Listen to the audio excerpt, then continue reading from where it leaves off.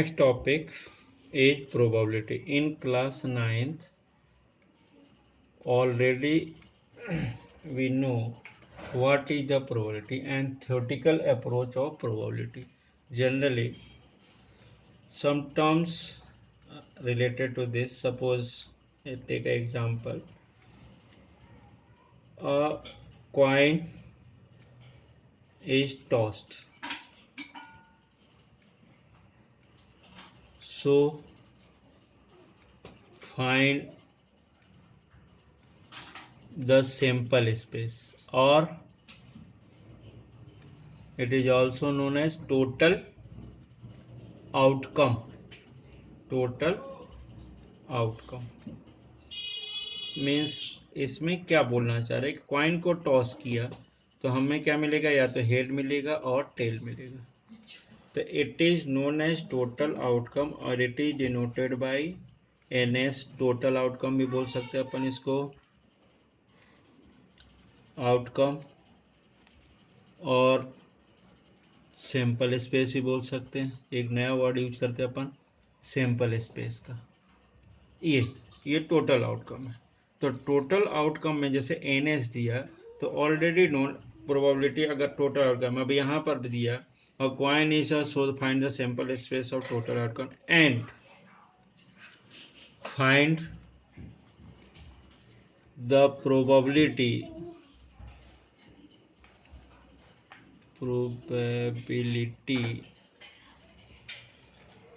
of head occurs. और probability अपने को किसकी चाहिए, हेड की चाहिए. तो ये टोटल आउटकम हो गया. अब सेकेंड केस मिल रहा फेवरेबल. फेवरेबल मीन्स क्या चाहिए हमें, तो फेवरेबल के लिए देख रहे हैं तो टोटल आउटकम ये होगा. और इस केस में अगर एनएस की बात देख रहे हैं तो ये कितने केसेज मिल रहे हैं, काउंट करें तो 2 cases. And head occurs means favourable outcome में हेड की बात करते हैं. हेड यहाँ पे कितना मिल रहा है, एक हेड मिल रहा. तो ये क्या होगा, 0 1. ये क्या हो जाएगा, favourable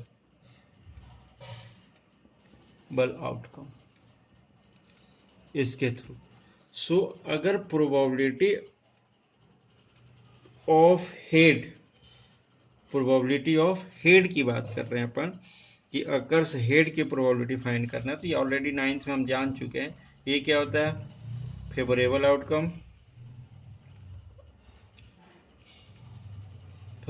outcome divided by total outcome. It means क्या होगा कि पी एच की बात कर रहे हैं, it is equal to 0.1/02. So it is equal to 1/2. ये हो गया. मीन्स अगर अपन प्रोबेबिलिटी को डिफाइन करें तो probability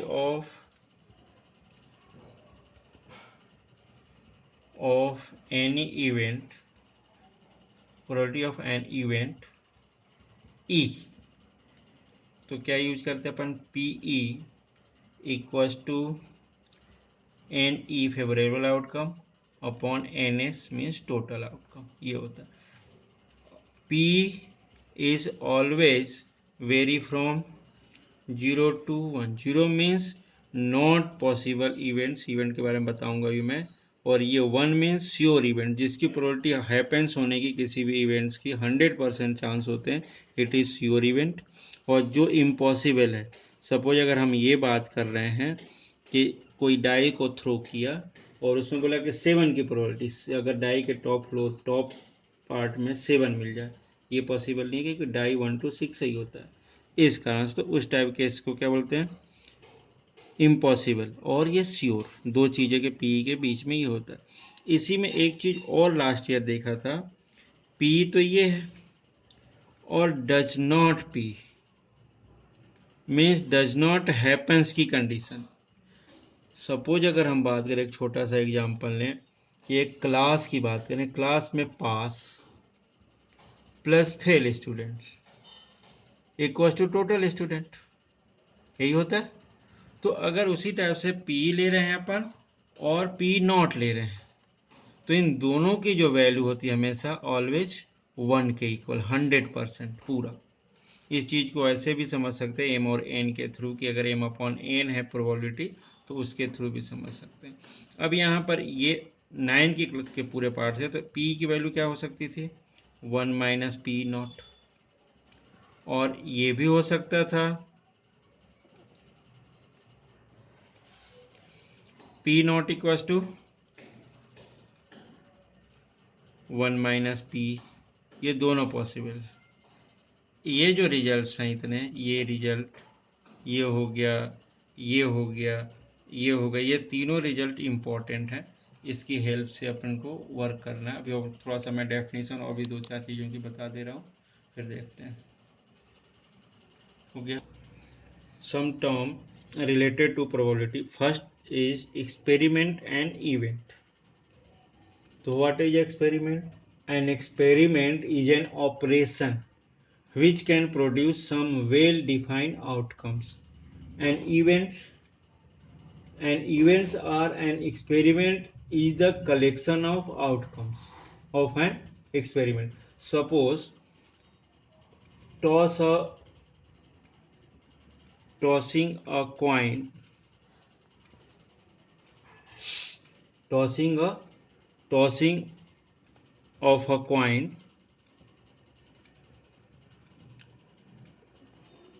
then tossing of a coin is an experiment. It is an experiment meant, and getting a head or tail, head or tail, getting a head और tell, कुछ भी मिले, it is an event. Means क्या हो रहा है इसमें, अगर ध्यान देना है कि एक्सपेरिमेंट क्या है, जैसे कॉइन को टॉस किया, ये तो एक्सपेरिमेंट हुआ, लेकिन आएगा क्या, अगर हेड आता है तो ये इवेंट हो सकता है, टेल आता है तो ये भी एक इवेंट हो सकता है। तो एक्सपेरिमेंट समझ में आ रही है कि पूरा होल वर्क, पूरा होल पार्ट, और जो कलेक्शन मिलता है उसका वो क्या होता है, इवेंट होता है। सेकेंड केस में आ रहा इक्वली लाइकली, एक ये वर्ड यूज होता है अपने पास ज्यादातर, equally likely outcome, likely outcome. अब इसमें क्या होगा, suppose it is a random experiment. If in a random experiment,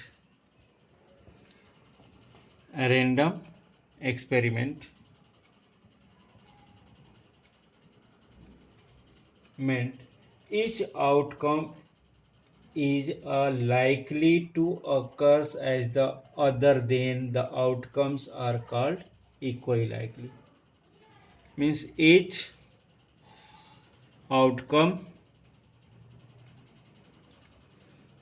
outcomes is as likely to occur as the other than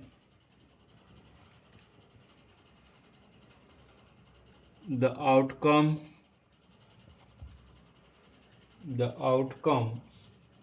are called equally likely. अब इसमें प्रॉब्लम कैसी है, अब इसकी मीनिंग जैसे समझने की कोशिश करो। Suppose tossing a coin, tossing अ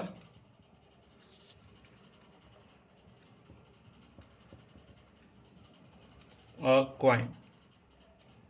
अब इस केस में क्या होगा कि जब कॉइन टॉस करेंगे, so the outcomes are head और टेल, यही हो सकते हैं। सो बोथ the outcomes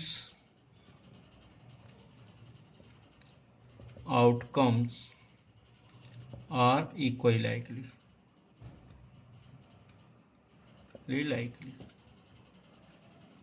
ये याद रखना। मीन्स जैसे अपन ने अगर ये बात कर रहे हैं कि थ्रोनिंग अ डाई, तो possible outcomes are 1 to 6। each number has the same possibility of showing up. So 1, 2, 4, 5, 6 are equally likely outcome of a throwing a die. तो ऐसे चीज है. सपोज अगर हम बात कर रहे हैं कि बैग की एक अलग से कौन से नहीं होंगे equally likely. A bag contains 5 white balls. 5 white balls and 2 black balls. Drawing a ball from a bag has the following outcome: a white ball and a black ball. Since number of white balls are more than the white ball, so getting a white ball is more likely than a black ball. Therefore, the outcomes are not equally likely. जैसे इस case में क्या हुआ कि एक bag है, bag में 5 white हैं, 2 ब्लैक हैं. अब हमें इसमें से 1 बॉल निकालना है या 2 बॉल को निकालना है. जैसे एक अब यहाँ पर बात आ रही कि 1 वाइट रहेगा और 1 ब्लैक रहेगा. 1 वाइट निकालो 1 ब्लैक निकालो. बट इस केस में क्या होगा, व्हाइट बॉल निकलने की ज्यादा पॉसिबिलिटी होगी. 1 निकल रहा लेकिन दूसरा भी व्हाइट हो सकता था. अगर ये ब्लैक निकल मतलब इसकी पॉसिबिलिटी अलग अलग होगी, 2 की और 5 की. इसकी ज्यादा पॉसिबिलिटी होगी निकलने की, इसकी कम होगी. तो इस कारण से ये इक्वली लाइकली नहीं होते. ये इक्वली लाइकली इस केस में होते हैं जैसे सेम रहते हैं. तो जैसे 1 to 6 अकेला अकेला सभी आ सकते थे, बट यहाँ व्हाइट और ब्लैक की बात हुई, बट यहाँ 5 थे ये 2 थे, तो it is not a equally likely.